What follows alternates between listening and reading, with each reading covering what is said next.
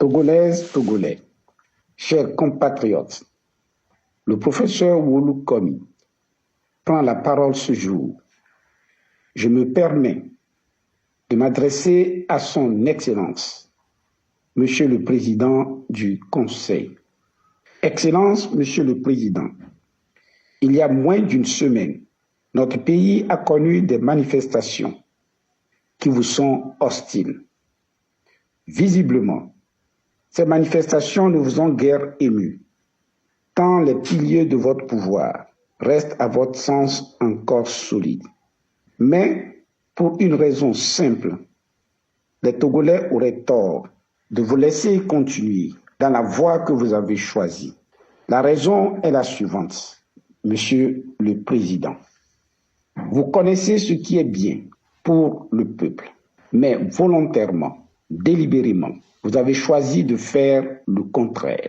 Je vous le démontre, Monsieur le Président.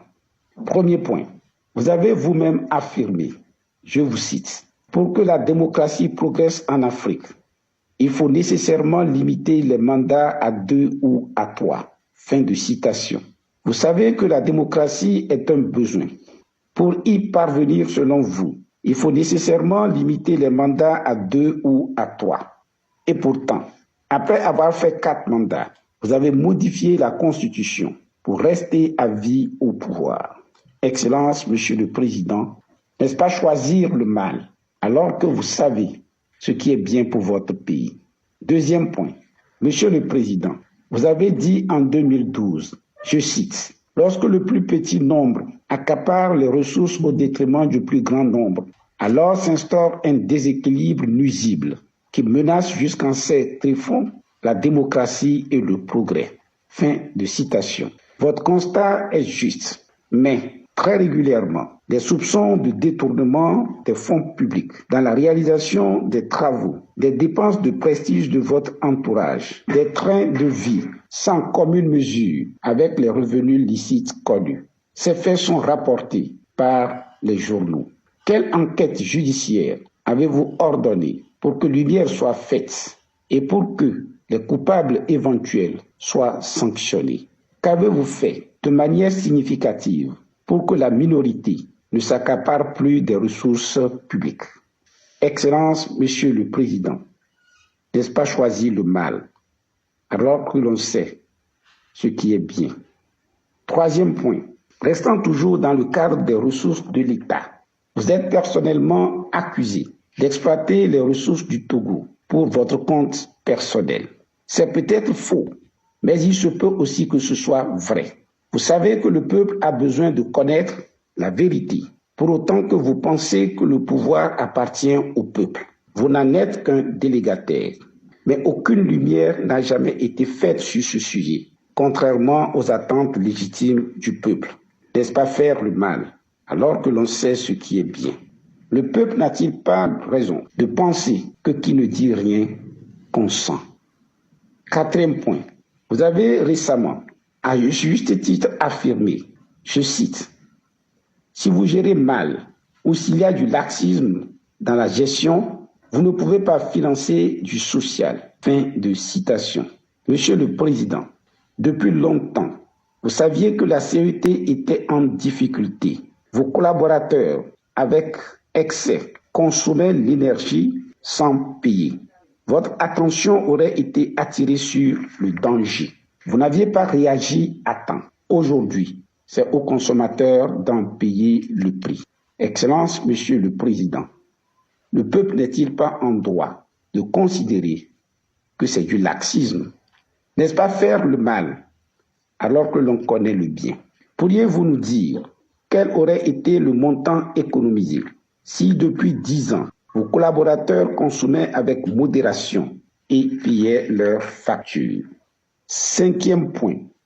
Excellence, Monsieur le Président, vous connaissez l'état de la route nationale numéro 1 de Lomé à Sinkassi. Cette route est empruntée quotidiennement par des milliers de Togolais qui payent des taxes aux différents points de péage. Qu'avez-vous fait pour réduire leur peine? Un seul accident suffit à bloquer les voyageurs pour plusieurs heures. Vous n'avez rien fait pour trouver une solution durable à ce problème. 6e point. Excellence, Monsieur le Président, dans de nombreux villages, les villas de luxe de vos collaborateurs sont entourés des huttes du reste de la population qui n'a même pas accès à l'eau potable. Témoignage éloquent de l'écart toujours grandissant entre vos courtisans et le reste de la population. Bien souvent, une infime partie de ces biens, souvent mal acquis, aurait permis de fournir de l'eau potable aux populations. Des écoles entièrement délabrées côtoient des villages de luxe qui ne sont habités qu'occasionnellement. 6e point. Monsieur le Président, vous avez construit un hôpital d'un très bon niveau à Agoué. Infiniment merci. Mais est-ce que vous vous êtes demandé combien de Togolais pouvaient y avoir accès? Quel est l'état du CHU Sylvanus Olympio, ouvert aux 85% de Togolais? Ces malades qui dorment à même le sol, ces enfants entassés, 3 par lit, témoignent contre vous. Excellence, Monsieur le Président. La liste est encore longue. Nous en sommes tous témoins. Excellence, Monsieur le Président, à votre actif, vos partisans évoquent la paix dont vous seriez l'artisan. La paix est sans doute un besoin fondamental. Mais permettez-moi de vous dire que la paix n'est pas simplement une absence de guerre ou d'affrontement. Pensez-vous que ces jeunes sans emploi, à plus de 35 ans, à la charge de leurs parents épuisés par des décennies d'efforts, sont vraiment en paix? Pensez-vous que ce père de famille, incapable de procurer des soins à son enfant malade, qu'il voit mourir, est vraiment en paix? Pensez-vous que le citoyen qui dort le ventre affamé est vraiment en paix? Pensez-vous qu'un peuple à qui l'on impose sans consultation une constitution, un peuple réduit au silence, est un peuple en paix? Il semblerait que les députés avaient voté cette constitution sans avoir eu le droit de lire le contenu. Pensez-vous sérieusement que ces députés sont des citoyens en paix? Excellence, Monsieur le Président, pourriez-vous objectivement nous donner les raisons qui justifient que l'on vous soutienne? Certes, vous aurez toujours au Togo vos soutiens inconditionnels.